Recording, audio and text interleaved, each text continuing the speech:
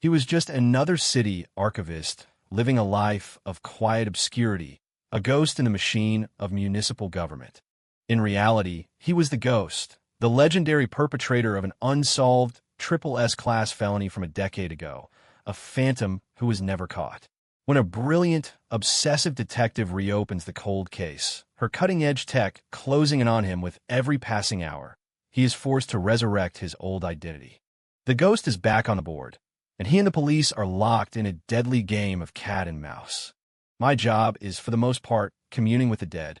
Not people, but the documents they left behind. I spend my days with crumbling old newspapers and city records on the verge of turning to dust. My task to categorize them, scan them, and upload them to the digital archives. The work is peaceful. The pay is enough to keep me from starving, but not enough to get rich. I'm the kind of guy who could fall into a crowd and not make a single ripple. I like it that way. Ripples, I've learned, have a way of drowning people. Today was supposed to be like any other. I just made a cup of green tea and was settling in at my terminal, ready to coast through the day. Next to me, my colleague Walter was scrolling through TikTok, the phone blaring a hyperdramatic AI-generated voiceover. Shocking, the decade-old City Hall phantom case, an unsolved murder credited to the killer known only as the Ghost, was officially reopened today. The hand holding my mug froze, an almost imperceptible pause. The tea was scalding, but I didn't feel a thing.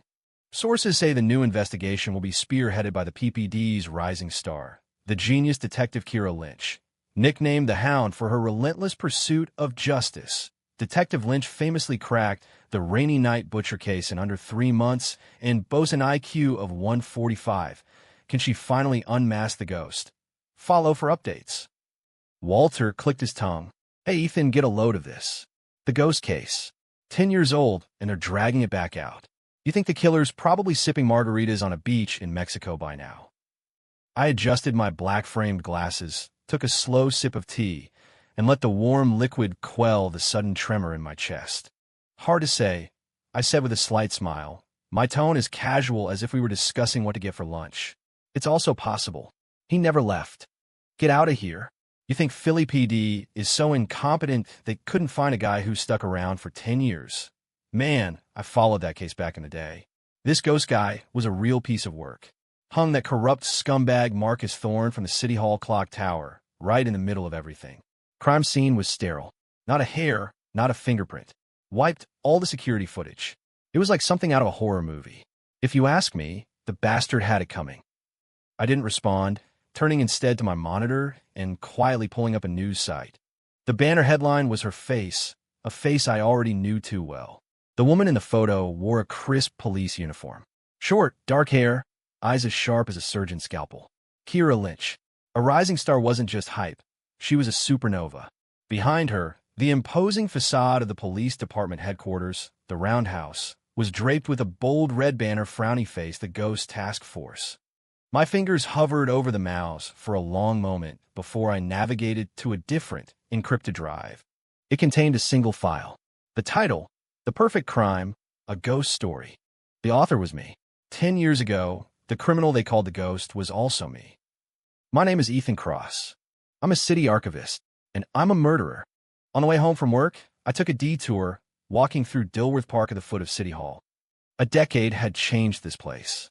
The police tape of yesterday was now the splash pad where children played. The spot where Marcus Thorne's body had hung, swaying in the breeze, now held a massive LED screen flashing advertisements for luxury watches. No one here remembered how, 10 years ago tonight, a man rotten to his core had met his end in the most humiliating way imaginable.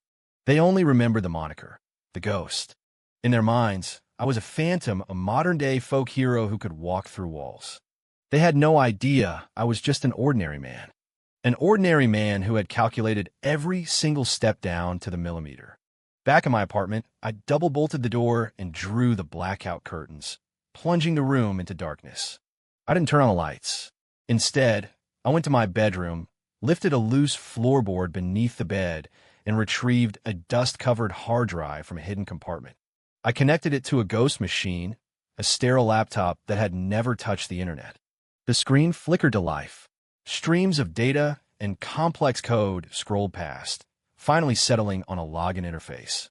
At its center was the icon of a menacing, stylized ghost mask. This was the ghost's digital identity. 10 years. I thought it would sleep forever. But that woman, Kira Lynch, like a bloodhound that had caught a scent from a decade ago, was dragging me out of my comfortable den. I accessed a private, encrypted forum. A new message had been pinned to the top. PPD Insider Intel, K.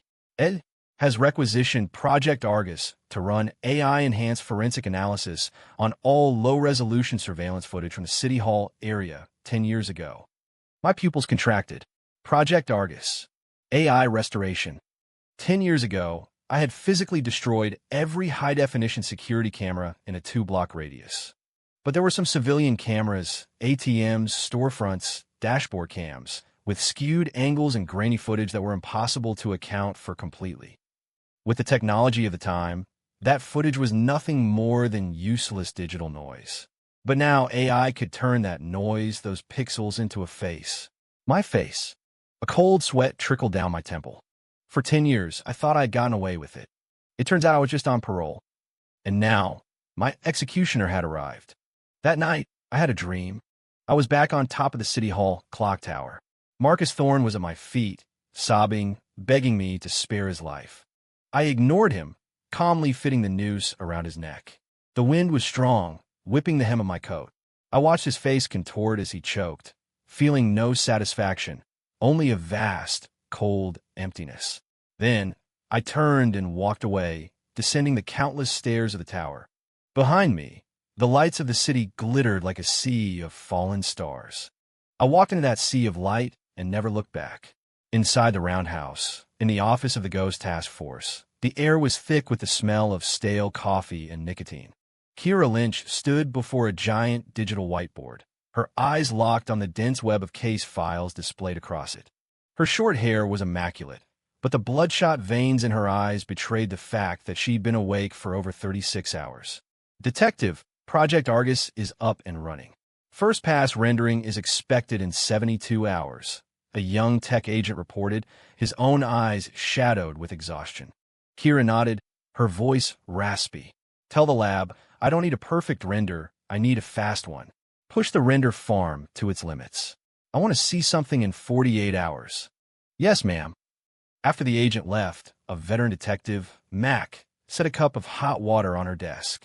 Kira, you need to pace yourself, he sighed. This case is a decade old. The file boxes alone are taller than you. You're not going to crack it in a couple of days. Kira picked up the cup, but didn't drink, just warmed her hands on it. Mac, do you know what the ghost's greatest skill was? She asked suddenly. Mac thought for a moment. Counter-surveillance? Crime scene sterilization? Nerves of steel? Kira shook her head. None of those. Her gaze returned to the whiteboard. His greatest skill was foresight. He wasn't just evading the police of his time. He was anticipating the forensic technology of our time. He operated from the future. 10 years ago, he knew that biometrics and digital footprints were everything. So, he wore a full, clean suit, gloves, and physically destroyed the core surveillance hard drives. He's like a grandmaster, seeing 100 moves ahead before he even touches a chess piece. Every step we're taking right now, he already accounted for. Mac was stunned. That's a hell of a thing. You're saying he could see the future. Not see it. He just did his homework with obsessive discipline. Kira picked up a stylus and drew a heavy circle around Marcus Thorne's name on the board. Thorne was the deputy commissioner of licenses and inspections. Massively corrupt, skimming millions off city contracts. A guy like that has a Rolodex full of enemies. But the ghost chose the most impossible time, in the most impossible place, to kill him in the most impossible way. It means the ghost knew Thorne better than anyone. He probably even knew that Thorne used the top of the clock tower as a private rendezvous spot to meet his mistresses, a place he always went to alone. So you're thinking it was someone he knew? No. Kira shook her head again. If it were an associate, they would have been flagged in the initial investigation. The ghost is a non-existent associate. He was a shadow who knew every detail of Thorne's life, but Thorne probably went to his grave without ever knowing who he was. She paused, her eyes growing even sharper. That's why our breakthrough won't come from Thorne's life. It'll come from the ghost's. Someone with this level of obsessive control, this perfectionism, had to have left a signature somewhere. A detail he thought was flawless, but one that betrays his way of thinking. She walked to her desk, pulled up a file on her computer. The company that maintained the City Hall security system 10 years ago was called Blue Shield Security. 3 months before the murder, they performed a system-wide upgrade. After the incident, a deeply embedded, almost undetectable backdoor was found in the upgrade source code. That backdoor is what killed the security feeds that night. I remember, Max said, they grilled every programmer at Blue Shield. All of them had airtight alibis. Correct, because the code itself wasn't the problem. The problem was in the implementation protocol. Kira's fingers flew across the keyboard. I had the tech team rebuild the server logs from a decade ago. They found one detail everyone missed. On the final day of the upgrade, an external consultant account logged into the server remotely. The session lasted only 3 seconds. It executed what looked like a redundant cache cleanup command. That backdoor was injected in those 3 seconds. Mac drew in a sharp breath. Who was the consultant? No one knows. Kira's expression turned cold. It was a temporary account, routed through a proxy chain and deleted upon logout. But the number of people who could have acquired that login and password, and who knew the Blue Shield system inside and out, is incredibly small. She printed out a list. This is every person involved in that system upgrade. Programmers, project managers, and the administrative staff who had access to the consultant account credentials. A total of 27 names. I want a new file open on every single one of them. I want to see what they've been doing for the last 10 years. I want to see who in the last decade has been living a life that doesn't quite fit. Kira's voice was quiet, but each word landed like a nail hammered into the silence of the office. Her unyielding, ferocious energy, the sheer obsession to claw out the truth, sent a shiver down Mac's spine. The woman really was a hound, and the ghost, now that he was her prey, was about to have some sleepless nights. The city archives always smelled of old paper and dust. I loved that smell. It was the smell of anonymity, of being forgotten. It was the smell of safety. For the past few days, my routine hadn't changed. I clocked in, clocked out, shot the breeze with Walter, ate a $10 lunch from a food truck, and choked down the bitter Kira coffee in the afternoon. No one knew that my brain was running at 1,000 miles an hour. Kira Lynch was fast, faster than I could have imagined. In just 2 days, all 27 names on that list had surely been put under a microscope.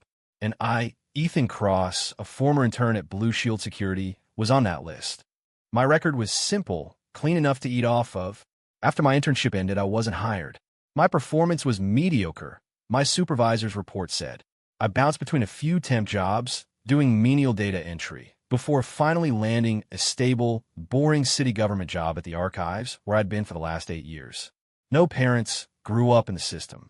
An introvert, not great with people, still single. My only hobby was playing video games after work. I was the textbook definition of a failure, a man whose edges had been worn smooth by society. How could a person like that be connected to the brilliant, audacious killer known as the Ghost? This was the camouflage I'd spent 10 years weaving. A perfect camouflage of mediocrity. As for the most critical piece of the puzzle, my alibi for the night of the murder, it was absolutely flawless. I opened my computer and pulled up a local news archive from 10 years ago. September 14th, 2015. Massive server crash at Nexus Gaming Lounge in West Philadelphia causes outrage among hundreds of gamers, leading to minor chaos as player data is lost. I looked at the headline, a tiny, unnoticeable smile touching my lips. That night, I, Ethan Cross, was one of the victims of the server crash. Not only was I there, I was the one who made the biggest scene. I can still picture the greasy-haired manager, sweat beading on his forehead as I cornered him behind the counter, screaming my head off. Dozens of other gamers could vouch for me. Someone even took a video and posted it online. The gaming lounge was an hour-and-a-half drive from City Hall, and I was there the entire time. I never left. An alibi, so perfect it was a work of art. It was the cornerstone of my entire plan. To build it, I had become a regular at the Nexus Gaming Lounge for 3 months straight. I learned the brand of their servers, their model numbers, their system vulnerabilities. I even became friends with that unlucky manager, learning his login password after watching him type it in a dozen times. On the night of the murder, I used my phone to remotely trigger a logic bomb I had planted weeks earlier, crashing the entire network. Then, I was the first one out of my chair, my face a mask of righteous fury as I began the performance of a lifetime. No one would ever suspect the rage-filled gaming addict, furious over a dropped connection. I used that loud, obnoxious anger to hide the cold, calculating calm in my heart.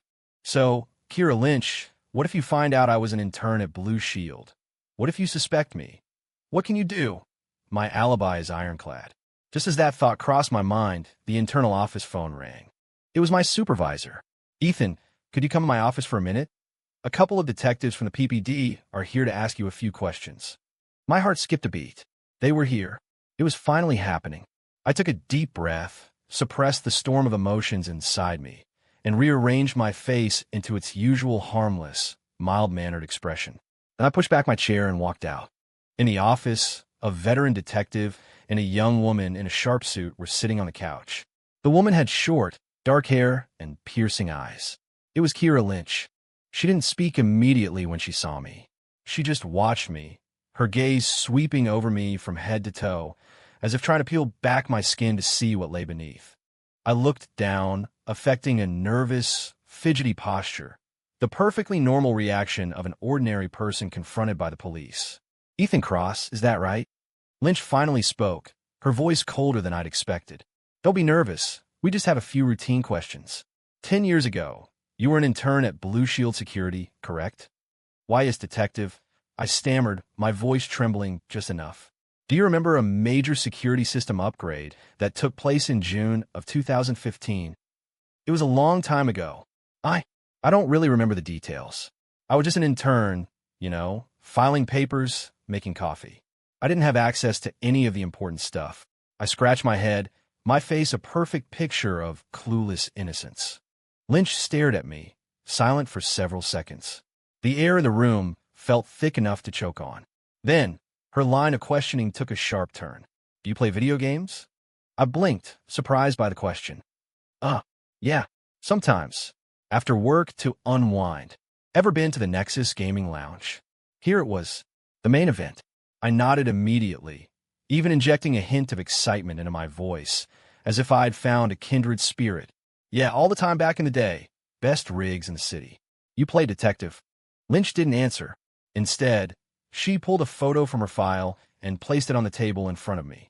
It was a blurry screenshot from a video, but you could clearly see a younger, skinnier version of me, jabbing my finger at a terrified-looking manager, my mouth open in a scream. That was me, 10 years ago. This is you, isn't it? Lynch asked. Her tone was flat, but it carried an undeniable weight. Yeah, that's me.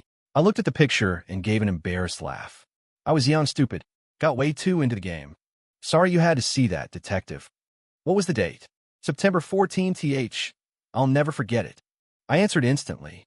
I was playing Ethereum online, about to get this legendary epic weapon drop, and their whole damn server crashed. Man, that weapon cost me like $200 in raid materials.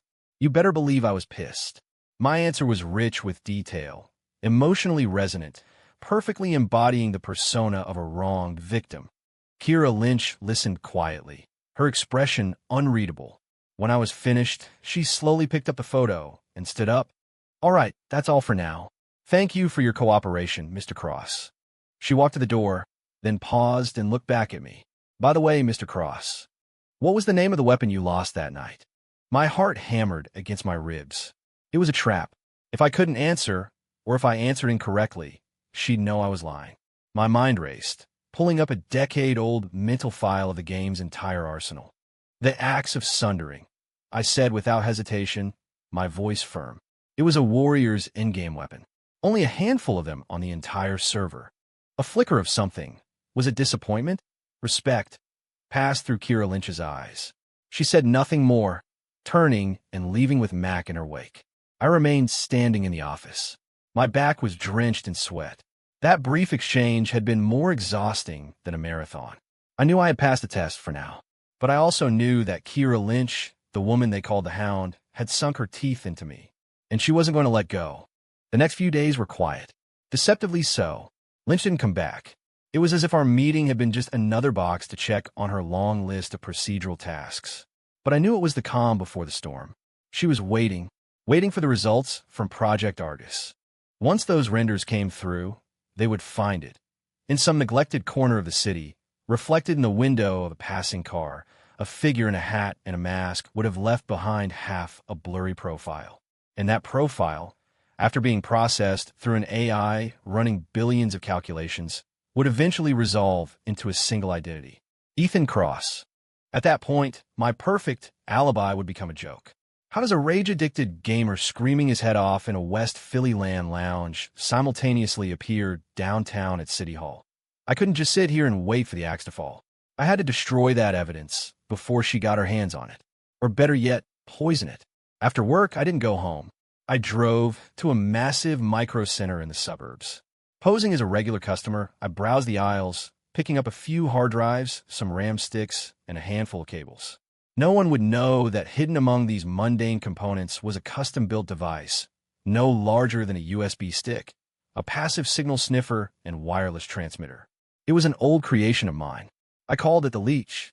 The leech could attach itself to the periphery of any Wi-Fi network, silently sniffing and recording all data packets passing through it, then broadcasting them through an encrypted channel to my receiver. My target was the Philadelphia Police Department's internal network. It was a top-security, air-gapped system, supposedly impossible to breach from the outside. Under normal circumstances, hacking into it would be pure fantasy. But the ghost never did things under normal circumstances. I knew the PPD's Wi-Fi signal, for the convenience of its staff, covered the entire roundhouse, including the first-floor reception area. And every day, dozens of DoorDash and Uber Eats drivers walked in and out of that lobby. All I had to do was slip the leech into one of their pockets without them ever knowing. The plan was incredibly risky. One wrong move, one suspicious glance, and I'd be finished. But I had no other choice. I found a fast food joint near the electronics store and ordered the cheapest combo meal on the menu. Then, I opened the DoorDash app on a burner phone and placed an order for a lavish spread of gourmet coffee and pastries. The delivery address was the PPD's Homicide Division.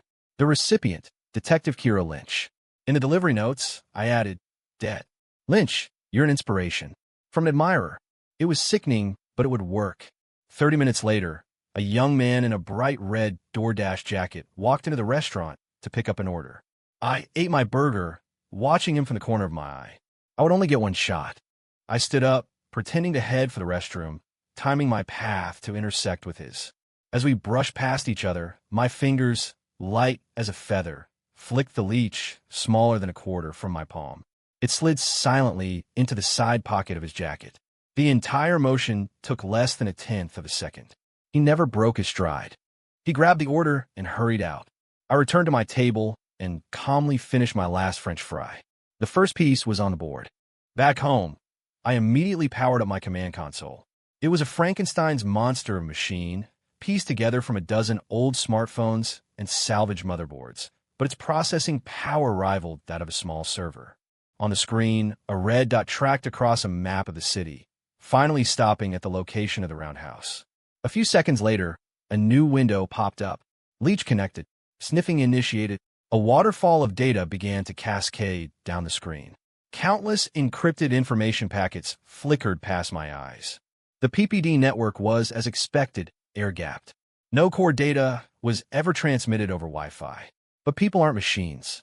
People make mistakes. There would always be one or two junior officers looking for a shortcut who would connect a personal device to the internal network to transfer some unimportant file. And that was what I was waiting for. I waited all night. Just as dawn was breaking, one data packet caught my eye. File type, PPTX, file name, Project Argus AI Enhancement Applications in the Ghost Case, Progress Report. PPTX, sender, Kyle Miller, Cybercrimes Intern, recipient, Captain Davis, Cybercrimes Division. I smiled. There you are, Kyle. I immediately intercepted the PowerPoint file, and a much more audacious plan began to form in my mind. I wasn't just going to poison the well. I was going to deliver a gift-wrapped package of bad intel right to Kira Lynch's desk, a gift she would be thrilled to receive. I quickly scanned the presentation. It detailed the operational principles of the Argus system and its rendering process. It was exactly what I needed. I didn't try to alter the system's core code. That would be too easily detected. Instead, I decided to introduce a tiny, nearly imperceptible bias into its facial recognition model. I pulled up a public database of known criminals and found a man whose facial structure, height, and build were a 60% match to my own. A habitual thief named Leo Santos. Arrested for breaking and entering 3 years ago, released a year back, and had since dropped off the radar.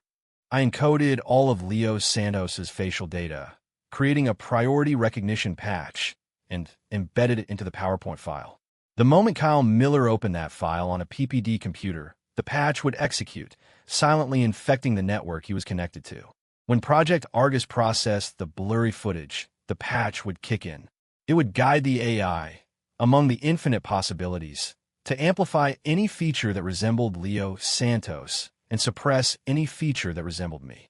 In the end, the system would generate a face that looked almost exactly like Leo Santos, but with just enough of my features to seem plausible.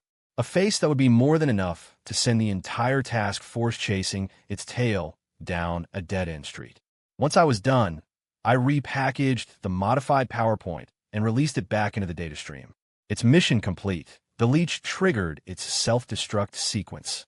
Its internal microcapacitor overloaded, generating a burst of heat intense enough to melt the chip and circuit board into an unrecoverable slag of silicon. Clean, untraceable. I leaned back in my chair, watching the sky outside turn a pale gray, and let out a long, slow breath. Kira, I prepared a brand new ghost for you. I hope you like him. 48 hours later, in the task force office, everyone was crowded around the main monitor. The tension was palpable. The Project Argus AI render was in its final computational phase. On the screen, the grainy, 2-second clip from a decade ago was being analyzed frame by frame. A figure in a hat and mask, flashing through the darkness. Kira stared at the screen, forgetting to breathe. This was the closest anyone had come to seeing the ghost in 10 years. Render progress at 99%. Generating facial composite. Cross-referencing database. The room held its breath. Finally, the progress bar hit 100%. A fully rendered, 3D facial composite materialized in the center of the screen.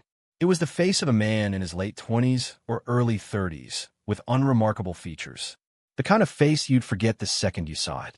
Run it against the criminal database now, Kira commanded. A few seconds later, a match popped up. Match probability, 92. 8%. Name, Leo Santos. ID hashtag. For X times X times X times X times X times X times X times X times X. Criminal record. Multiple convictions for theft, BNE between 2012 and 2022. Current status, at large. Warrant issued. The office erupted in cheers. We got him. That's him. Pull everything we have on this Santos guy now. 10 years. We finally got the bastard's tail. Only Kira remained still. She frowned, her eyes locked on the face on the screen. Something was wrong. The face was too clean, too perfect. It almost looked like a stock photo.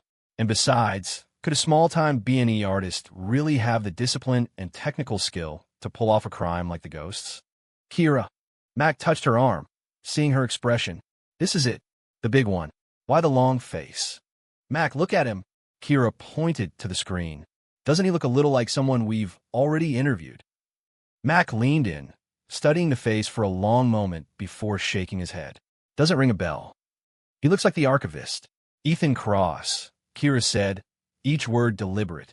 Cross. Mac was baffled. Nah, Cross is a skinny guy with glasses. Looks like he wouldn't hurt a fly. This Santos guy looks like a rat. Besides, Cross has that perfect alibi, remember?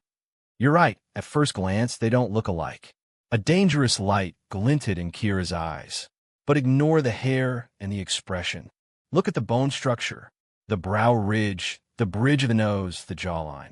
Mentally overlay them. Their underlying structure is at least a 50% match. The more she spoke, the heavier the suspicion in her heart became. It was all too convenient, too neat. It felt like it had been arranged by someone. First, the mysterious external consultant in the server logs. Now this AI-generated face. It was as if an invisible hand was steering their investigation, steering them directly to this unlucky patsy, Leo Santos, while the real puppeteer used the distraction to slip away. No, Kira slammed her hand on the desk. Something's wrong. We're being played. What? The cheering in the room died down. Halt all efforts to track down Leo Santos. Kira's voice left no room for argument. I want the raw render data from Project Argus. I want a full diagnostic to see if the system was compromised. And I want another team to start a deep dive on the archivist, Ethan Cross. This time, I don't want his resume. I want his utility bills, his internet usage, his gaming accounts, every damn DoorDash order he's placed for the last 5 years. I want to know what that man has been doing with his life, other than going to work and playing video games. Kira's orders plunged the room's atmosphere from elation to icy confusion. No one understood why she was suddenly trashing their only solid lead to chase a ghost, a seemingly harmless civilian. But they didn't dare question her. They knew Detective Lynch's instincts were legendary. Meanwhile, in the quiet sanctuary of the city archives, I was wearing headphones, listening to box cello suites as I methodically cataloged a collection of pre-war newspapers. My phone was on the desk beside me, screen dark, but on that screen, if one were to look, was a map of the micro center in the suburbs. A tiny, invisible red that was blinking inside a small, third-party computer repair kiosk. That was the location of a digital voice recorder I had accidentally left on the counter yesterday. And that recorder was currently picking up every sound from a bug-eyed planet in Kira's office, streaming every single word. She spoke directly to the earbuds hidden in my ears. Looks a little like someone we've already interviewed. The archivist, Ethan Cross. Every damn DoorDash order he's placed. I want it all. Hearing this, the corners of my mouth tilted upward in a slight, private smile. So, Kira, you didn't disappoint me after all. You're even smarter than I gave you credit for. Unfortunately for you, you're not hunting a man. You're hunting a ghost. I knew a faked AI render wouldn't fool you for long. My goal was never to make you believe Leo Santos was the killer. My goal was to make you shift your focus from the technology to me. To make you dig into my life, my daily routines. Because the second gift I prepare for you is hidden right there, buried in the mundane, boring trash of my perfectly ordinary life. A fatal coincidence. The interrogation room at the Roundhouse was as cold as a meat locker. I sat on a steel chair, my wrists uncuffed, but the gesture did nothing to warm the chill that had settled deep in my bones. Across from me, Kira Lynch sat with her arms crossed, her face a blank mask. This was our second meeting. Only 3 days had passed since the first. Mr. Cross, we meet again, she said. Her voice was as cold as the air conditioning. I pushed my glasses up my nose, my expression a mix of fear and confusion. Detective, what? What is this about? Nothing major. Kira pulled out the chair opposite me and sat, tossing a file onto the metal table. I just wanted to ask you to explain this. I looked down. It was a printout of my in-game purchase history for an online game. The top line item was a charge for $500. The transaction date was July 8th of last year. I play a game. I bought some in-game items. That's not a crime, is it? I asked, my voice small. No, it's not, Kira said with a smile that didn't reach her eyes. But the company that runs that game had its servers hacked by an international syndicate on the evening of July 8th last year. They were down for hours. My heart sank. And the CEO of that gaming company happens to be one of the original founders of Blue Shield Security. Kira leaned forward slightly, her sharp gaze feeling like it could pierce my chest. What's even more of a coincidence is that our cybercrimes unit found that the code used in the server attack shares a signature, a distinct style that is remarkably similar to the code used to plant the backdoor at Blue Shield 10 years ago. She paused, then delivered the final blow. So, Ethan, can you please tell me why it is that every time an incident related to the ghost occurs, you just happen to be there, an innocent victim caught in the crossfire? The room was utterly silent. I could hear the frantic pounding of my own heart. There it was, the second card she was meant to find. This was the fatal coincidence I had laid for her. The server crash at the LAN Lounge 10 years ago was a coincidence. The server hack of the gaming company last year was another coincidence. Once is an accident, twice is a pattern. Her suspicion was justified. I was the one who hacked that gaming company. The CEO was my old supervisor at Blue Shield, the man who stole my work and then had me fired. I'd merely given him a taste of his own medicine. But I never expected Kira to connect two seemingly unrelated events so quickly. My mind was spinning. Don't panic. Do not panic. The slightest sign of fear now would be the nail in my coffin. I had to be innocent. I had to be the unluckiest man in Philadelphia. I looked up, my eyes wide with shock, hurt, and a touch of righteous anger. Detective, what are you implying? My voice cracked. Just because I have bad luck, just because a server gets hacked when I happen to be playing, that makes me a suspect. What kind of logic is that? Was the hacker supposed to send me a text message telling me not to buy anything that night? It was an Oscar-worthy performance. I mirrored every micro-expression, every subtle shift in body language of an ordinary person being unjustly accused by the police. Kira watched me, unmoved. Your reaction is exactly what I expected, she said slowly. So I had my team dig into a few other things. She produced another printout. These are your DoorDash orders for the past 3 years. You seem to be very fond of a small family-run restaurant called Santos Cocina. You order from there twice a week, on average. I stared at her, confused. Food orders. What did that have to do with anything?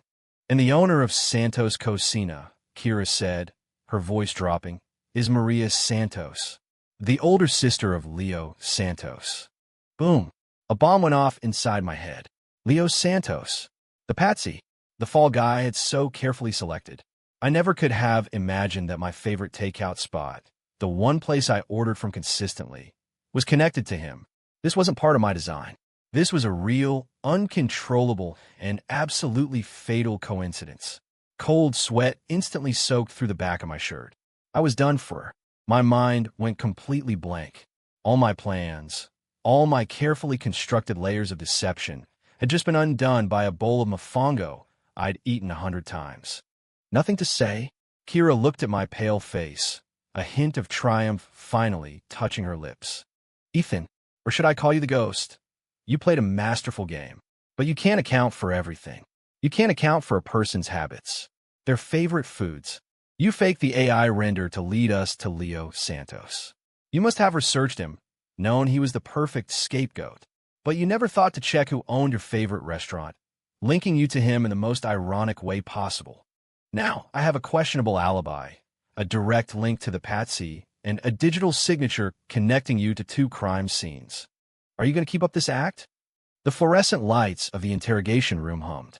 I looked at Kira's face, her confidence radiating now that she had me cornered, and I felt my blood run cold. I had lost, utterly and completely.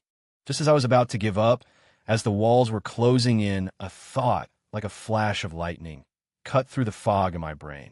No, wait. This was too smooth. The coincidence Kira had found was too perfect. It was a narrative straight out of a movie. It wasn't real. It felt like someone had handed it to her on a silver platter. My head snapped up. I stared directly into Kira's eyes. I have one question, detective, I said, my voice hoarse but suddenly steady. Go on. How did you know the owner of Santos Cocina was Leo Santos's sister? Kira paused for a fraction of a second, clearly not expecting the question. It's a matter of public record. We ran her name, and the family connection came up. No, I shook my head. Maria Santos, 41 years old, a widow. Her official records show only one son. No siblings. Her family's records from their hometown in Puerto Rico were destroyed in a hurricane 20 years ago. There's no official paper trail linking her to Leo. For you to establish that connection this fast, there's only one way it could have happened. I held her gaze, my voice dropping to a near whisper. Someone called in an anonymous tip. Did they? 7. For a split second, something flickered in Kira Lynch's eyes. She quickly regained her composure. You have a vivid imagination, Mr. Cross. Perhaps you should be writing novels instead of wasting your talent in the city archives. It's not my imagination, and you know it, I said calmly. You received a call from a burner phone. The person on the other end told you to look into a restaurant called Santos Cocina. Am I wrong? Kira neither confirmed nor denied it. She simply picked up the glass of water on the table and took a sip, a classic move to stall for time and hide her expression. I smiled, a cold, bitter smile. I was right. So that's what this was. This wasn't a fatal coincidence at all. This was another setup, a trap inside a trap. There was someone else, a third player moving pieces on this board, a real ghost hiding in the shadows. And he was using Detective Lynch as his weapon to eliminate me. Who could it be? My mind raced, flashing through every person, every detail connected to the plan from a decade ago. Suddenly, a name surfaced from the depths. A name I thought I'd buried forever. The Rat. I didn't realize I'd said the name aloud until I saw Kira's brow furrow. "What did you say?" she asked. I quickly shook my head. "Nothing, Detective. My head's a little scrambled right now." "As it should be," Kira said, putting down her glass, seizing control once more. "Ethan, I don't care who the tip came from. Right now, every piece of evidence we have is pointing at you. I'm giving you one last chance. Confess now. It's your only path to a plea deal." I looked at her and almost laughed. The two of us, sitting here, thinking we were the players. We were just pawns, both being manipulated by the man they called the Rat. "I have nothing to confess," I said, leaning back in my chair, a strange sense of calm washing over me. "I didn't kill anyone. I can't explain the coincidences you mentioned, but coincidences are not evidence. You have no direct proof that I'm a ghost." "I have my gut," Kira stated coldly. "Your gut can't get a conviction." "No, but it can give me a warrant to place you under 24/7 surveillance." Kira stood up, looking down at me. "Ethan, from this moment on, every meal you eat, every call you make, every person you meet will be logged and analyzed. Let's see how long you can hide your tail." With that, she turned and left the interrogation room. I knew it was a bluff. They didn't have enough to hold me, so they had to let me go. But she was also right. The moment I walked out of the roundhouse, I would be a man living under a microscope. 30 minutes later, I stepped out of the police headquarters. The afternoon sun was blinding. I squinted instinctively. I could feel them, eyes on me from the crowd, from the coffee shop across the street, from the unmarked cars parked along the curb. I ignored them and boarded a city bus. I had to confirm something. Immediately, I had to know if the Rat was truly back in the game. The Rat was an information broker I had hired on the dark web 10 years ago. He was a genius and a psychopath. I paid him an exorbitant, untraceable fee in crypto to get me the internal schematics for Blue Shield security and the login credentials for that temporary external consultant account. Once our business was concluded, as per our agreement, I destroyed every channel of communication we had ever used. I thought we were done, but I had overlooked one critical detail. The Rat was the only person who knew the ghost plan, but wasn't directly involved in its execution. He was the only person who could betray me. But why now? Why after 10 years? Was it for money? Or something else entirely? I had to find him. The bus dropped me off in an old, rundown neighborhood. I walked into a seedy gaming cafe, the kind with sticky keyboards and a lingering smell of energy drinks, and took a machine in the darkest corner. I didn't log into any of my accounts. Using an anonymous guest pass, I accessed an ancient text-based forum, a relic from the early days of the internet. This was our emergency contact protocol. I found an encrypted thread, scrolled to the bottom, and typed a single line. "The wind is cold on the clock tower." It was our prearranged code. If he saw it, he would know I was looking for him. I logged off, left the cafe, and began to wander aimlessly through the old neighborhood's narrow streets. I was killing time, but I was also observing, watching the watchers who were tailing me. An hour later, my burner phone vibrated. An anonymous text message. It contained only an address. North Philly, the old Keystone packing plant. Midnight. I stared at the message, my expression turning to ice. I knew it was probably a trap. The Rat could be working with the police. This meeting could be an elaborate sting to catch me red-handed. But I also knew I had to go. It was my only chance to break the stalemate. Midnight. The abandoned Keystone meatpacking plant. The place had been derelict for decades. The air hung thick with a metallic stench of rust and the phantom smell of decay. I walked alone into the cavernous, dilapidated factory. The inside was pitch black, save for a few pale beams of moonlight cutting through holes in the corrugated roof.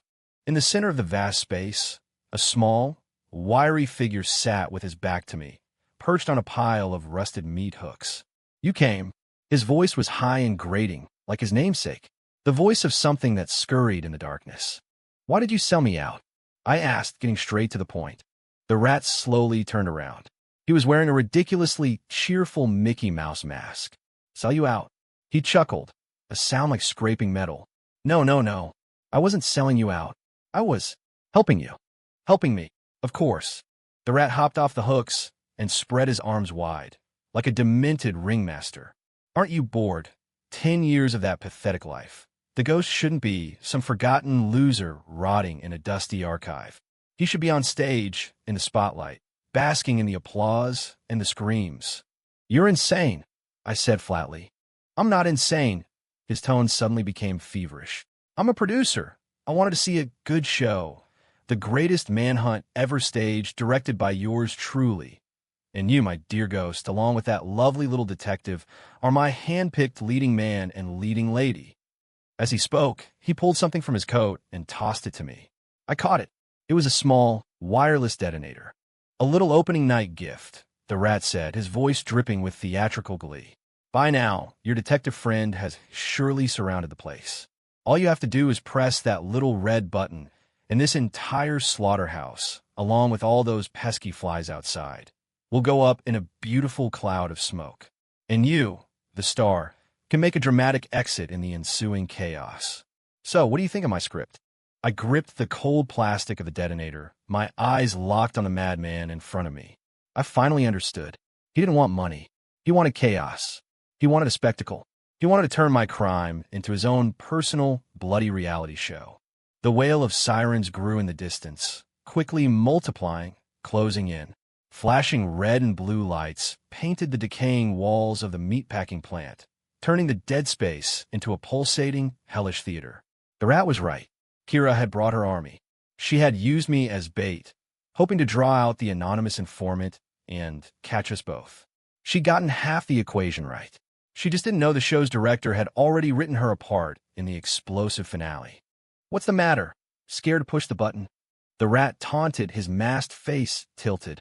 "Or has a decade of pushing paper filed down the ghost claws?" I ignored him.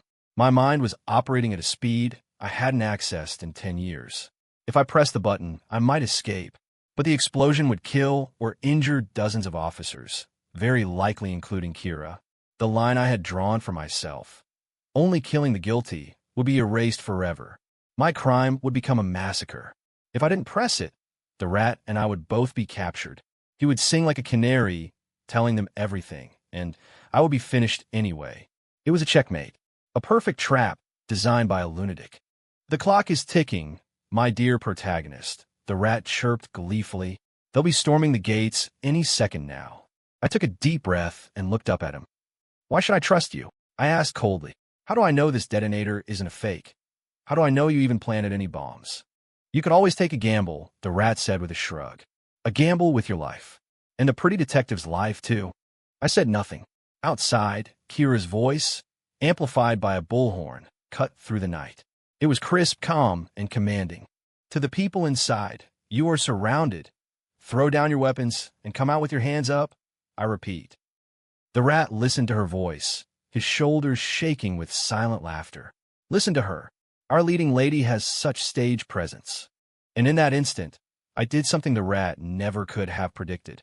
I didn't press the button. Instead, I threw the detonator hard directly at him. He reacted instinctively, fumbling to catch it. The moment his hands closed around the device, I exploded into motion, not toward an exit, but in the opposite direction, deeper into the factory. My target was a massive, greased iron rail that ran along the ceiling, once used to transport animal carcasses. The rat froze, stunned. He never expected me to discard the one thing that gave me power. He never expected me to choose flight. Kira and the police outside were just as stunned. On their thermal scopes, they saw one heat signature throw an object to the other, and the first signature suddenly launch into a frantic sprint. "Suspect is on the move. He's trying to escape. All units breach, breach." And in that critical second, as every eye was drawn to my desperate escape, the rat, the madman in the Mickey Mouse mask, looked down at the detonator in his hands and understood my play. I wasn't running away. I was passing the buck. I had thrown the burning fuse into his hands. Now he had to make the choice. Press the button and go out in a blaze of glory, or surrender. Ha, ha, ha. A wild, unhinged laugh echoed through the cavernous space. Brilliant. Oh, that's just brilliant. Ethan, you truly have not disappointed me. Still laughing, he slammed his thumb down on the red button. Nothing happened. No explosion. No fireball. The meatpacking plant was silent, save for the approaching sounds of police boots. The detonator was a fake. The rat had been playing me and the police from the very beginning. There were no bombs. He just wanted to watch the show. A live-action psychological experiment to see what I and Kira would do when pushed to the absolute limit. In that 1 second of stunned silence from all parties, I had already reached the rail. I leaped, grabbed it, and used my momentum to swing myself high into the rafters, landing perfectly on the ledge of an industrial ventilation shaft. It was the only escape route I had mapped out the moment I stepped inside. The rat, after seeing the button do nothing, showed no sign of panic. Instead, like an actor taking his final bow, he turned to his invisible audience in the empty factory and gave a deep, theatrical bow. Then, he pulled something else from his coat. A second device. A small, real remote bomb. He placed it on the floor at his feet. And then, he pressed another detonator, this one reel. Boom! A deafening roar. A brilliant flash of light erupted from the center of the plant. It wasn't a massive explosion designed to bring the building down, but it was more than enough to obliterate everything within a 20-foot radius, including the rat himself. He used his own death as the grand, fiery finale to his twisted masquerade. When Kira and her team finally stormed the smoke-filled factory, all they found was debris and a mangled corpse, still wearing the charred, half-melted remains of a Mickey Mouse mask. As for me, I was already deep inside the ventilation system, a ghost disappearing into the chaos of a dark and guilty night. The rat's suicide bombing plunged the entire case into an even deeper fog. All the evidence found at the scene pointed to one conclusion. The mysterious man known as the rat was, in fact, the ghost. He had planned and executed the murder of Marcus Thorne 10 years ago, and he was the one who had been toying with the task force all along. As for me, Ethan Cross, I was just a poor, innocent man he had tried to frame. With his death, the chain of evidence became complete. The narrative was simple, clean, and satisfying. The case, it seemed, could finally be closed. A collective sigh of relief went through the department. Everyone was relieved, except Kira Lynch. At the final case briefing, in front of the department brass, she formally objected. "I don't believe the rat was the ghost," she said, her voice quiet but firm. "He was more like a fan, a deranged admirer, a copycat killer. Everything he did was theatrical, performative. It's the polar opposite of the ghost's original style, which was cold, precise, and surgically clean." "What about Ethan Cross?" one of the deputy commissioners asked. "If the rat was the mastermind, then Cross is cleared, right?" "No." Kira shook her head, her stubbornness on full display. "I still believe Ethan Cross is a primary suspect. In fact, I suspect the entire scene at the meatpacking plant was orchestrated by him. He manipulated the rat's instability to stage a brilliant performance, a death of the villain that transformed himself from suspect into a victim." "Kira, that's pure speculation," Mac whispered urgently, tugging at her sleeve. "We don't have a shred of evidence to support that." "We don't have it now, but that doesn't mean we won't find it later," Kira said, her gaze sweeping across the room. "I am requesting an extension of the surveillance warrant on Ethan Cross. I will keep watching him until I find that one final thread that ties him to the ghost for good." The meeting ended on a sour note. Kira's request was denied. A dead ghost was a much better outcome for the department than a living, breathing cold case. It was a win they could sell to the public. The case was officially closed. The task force was disbanded. But I knew Kira hadn't given up. I could still feel those invisible eyes watching me. She was a lone hunter, still waiting patiently in the blind after everyone else had packed up and gone home, convinced the hunt was over, waiting for her prey to make one mistake. And I was that prey. I couldn't afford any mistakes. I returned to my old life. I became even more invisible, more of a slacker than before. I kept my schedule, chatted with my colleagues about the weather and the price of gas. After work, I stopped playing video games. I took up herbal teas and mindfulness, living the life of a man twice my age. I transformed myself into a completely harmless, unassuming creature. I was waiting for Kira's patience and resources to finally run out. Days turned into weeks, weeks into months. 1 month, 2, then 6. Just when I thought it was finally over, that the past was truly buried, Kira found it. She found the thread. She stopped investigating the case and started investigating me. Not Ethan Cross, the suspect, but Ethan Cross, the person. She went to the group home where I grew up, tracking down the retired director and caregivers. She went to my elementary school, my middle school. Like an archaeologist, she painstakingly excavated my mundane, unremarkable life inch by inch. And then she found it, a detail everyone had missed. My parents. My file said they died in a car accident. But Kira, relentless as ever, found the original police report for that accident. And in that decades-old report, she found a name. The name of the driver at fault. The driver, who was drunk, had killed both my parents. But because his family was powerful, he'd had a subordinate take the fall. He paid a small fine and walked away without ever spending a day in jail. The driver's name was Martin Thorne. He was Marcus Thorne's younger brother. Kira came to me with that file. It was dusk. She wasn't in uniform. She was just standing on the corner of my street, waiting for me like an old friend. "We need to talk," she said. We didn't go to the station. We went to a quiet, dimly lit bar. She slid the yellowed, brittle file across the table. "Are you still going to tell me you have nothing to do with the ghost?" I stared at the name on the file, a name that had been burned into my memory since childhood. I was silent for a long time. I knew, in that moment, that all my camouflage, all my performances were meaningless. She had found my motive. She had found the place where the ghost was born. She had found the last thread. I looked up at her. For the first time, I met her gaze without any pretense. Her eyes held no triumph, only a deep, weary sadness that came from knowing the whole, ugly truth. "You win," I said, my voice raspy. Kira shook her head. "In a story like this, nobody wins." She looked at me, her expression unreadable, and asked the one question she had been holding onto for months. "Why? Why didn't you trust the law?"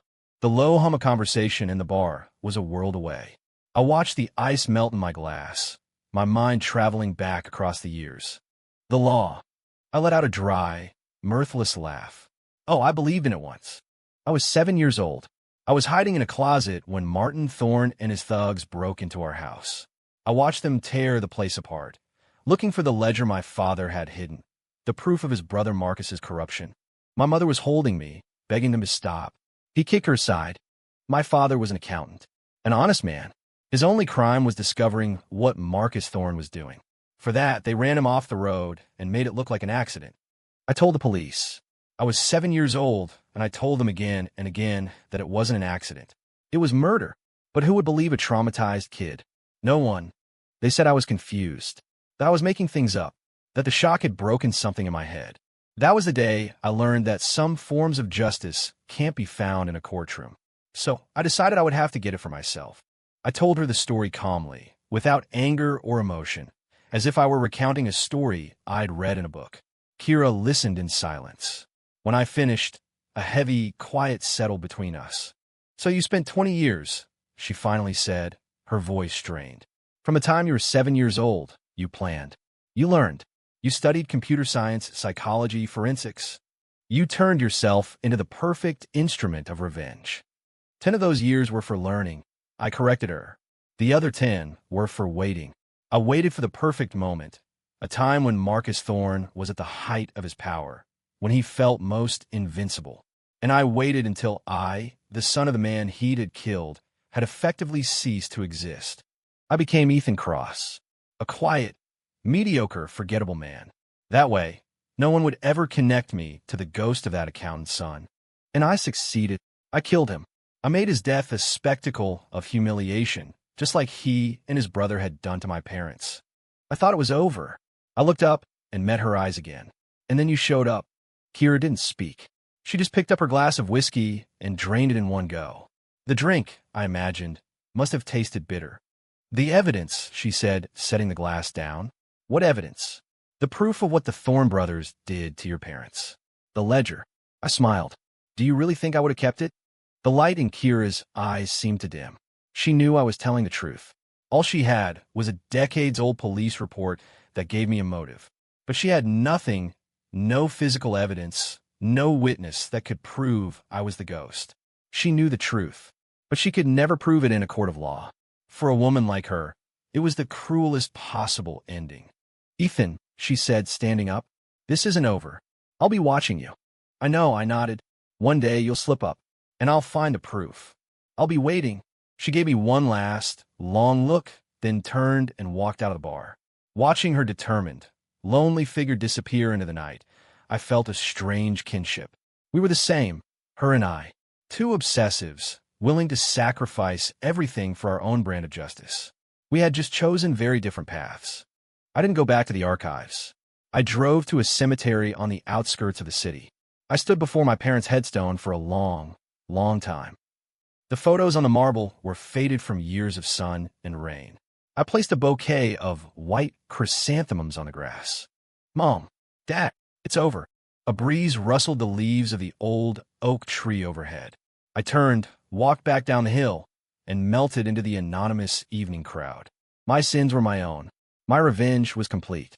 From this day forward, there's no ghost. There's only Ethan Cross, an ordinary city archivist. And perhaps a detective named Kira Lynch will spend the rest of her life hunting a shadow that is no longer there. Perhaps that, in the end, is the fate of us both.